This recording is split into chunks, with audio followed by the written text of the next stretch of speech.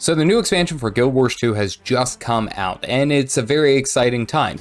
Perfect. So exciting that a lot of old players are now returning to the game. However, they're a bit, well, lost, to say the least. So I'm going to get you back into the swing of things as far as Guild Wars 2 is concerned. Yes! Cover some of the features that are tied with Secrets of the Obscure.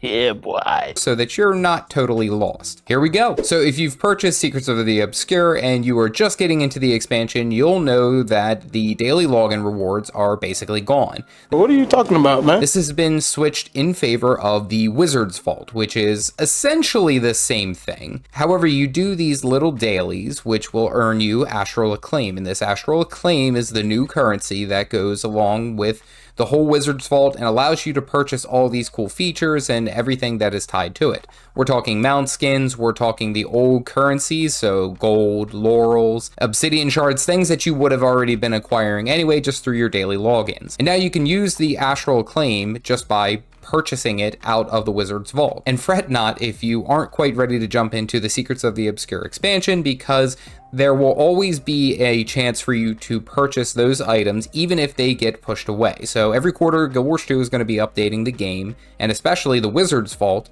and moving all of the current features and current items that are currently in the Wizard Vault, gotta stop saying current, and move them to the Legacy Vault, where you'll be able to go back and purchase them after they've been the main feature. And every quarter there will be an update of, well, new things that you can buy with your Astral Acclaim. But how do you earn it? You get to choose what type of content you want to focus on. If you are more of a PvPer, you can have only PvP missions, or mostly PvP missions and dailies for you to do, dailies and weeklies. Or if you just want to focus on PvE endeavor, so strike missions or jumping puzzles, things that were requiring you to do more player versus environment type of content. You get to select which ones you want to do, and then you go off and do them. And then once you complete them, you get Astral Acclaim. You use the Astral Acclaim to buy all sorts of great stuff. Daily logins are out. Wizard's Vault and Astral Acclaim are in. Next big thing, of course, with Secrets of the Obscure is the Skyscale mount. Now, the Skyscale was previously featured in Living World Season 4, which we all know. It was kind of a long bugger of a quest. It wasn't that difficult, it just was time consuming to go ahead and unlock this great flyer. Now, in Secrets of the Obscure, the Skyscale is a central part of how you will get all through, well, we'll say, the maps in Secrets of the Obscure.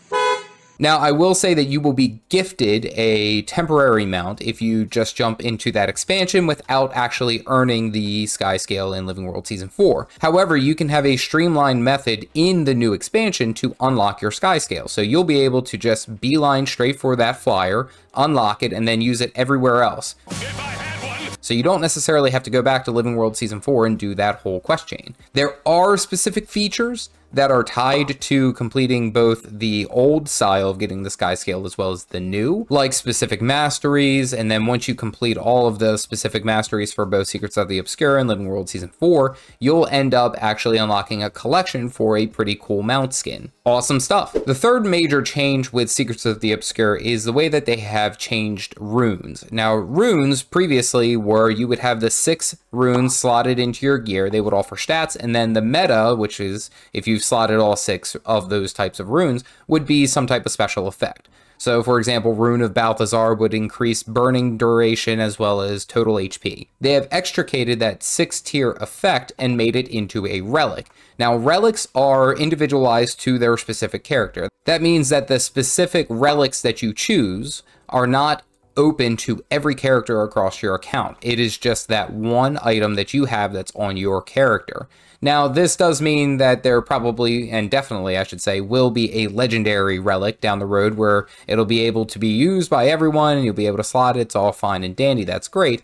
However, just getting started into this new expansion, your 6-tier rune is going to be a special effect. Now, that special effect is up to whichever one you have in your inventory, and you can move this in and out. Treat it as if it is its own specific item in that sense. You'll be able to move this back and forth and change whatever extra effect that you want to really create your own custom build. And there's a bunch of different ways that you'll be able to earn this. You can do it by doing some of the open world metas in the new expansion. You could do some PvP reward tracks to get some. You can purchase some. There's a bunch of different ways to customize this and acquire them. And of course, there will be more as the game progresses through Secrets of the Obscure. So just note that you haven't lost that 6-tier effect. It's just placed elsewhere.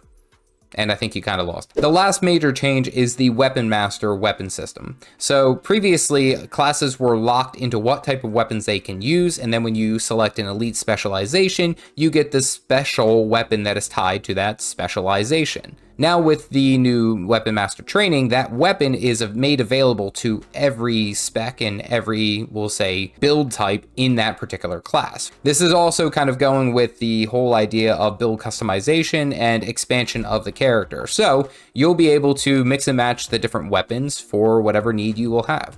Personally, I'm excited for having the hammer from my catalyst on a core elementalist.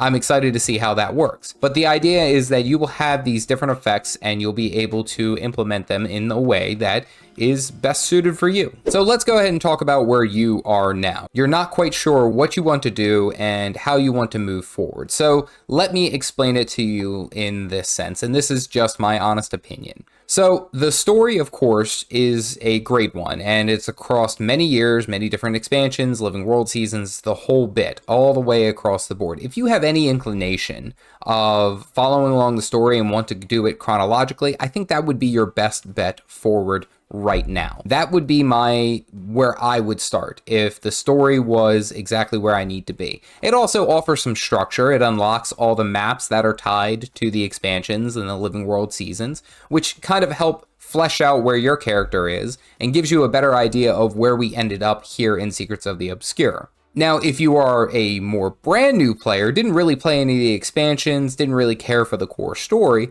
then you might want to just jump into Secrets of the Obscure. Now, Secrets of the Obscure is a separate storyline breaking away from the whole dragon cycle, which was the core game for so long. Now, with this new expansion, you'll be able to see basically what's happening with the whole world of Tyria, where we are now, and what we're doing to move forward. This will also allow you to start working on the sky scale and unlocking it for your account. And then on top of that, you'll also be right there with all the new players and experiencing that expansion launch excitement right at the forefront with all the new players and everyone coming back to the game. My final bit of advice for returning players, new players who are coming back into the game is to just take your time. The whole Caffeinated Dad, vibe that I put out, it isn't just a fun name, it's the truth. I'm a father of 3 beautiful children, and it's a wonderful thing, but I don't get to play a whole lot of video games. So whenever I get to enjoy a new expansion, I get to enjoy a game that I love and seeing it develop, I take my time.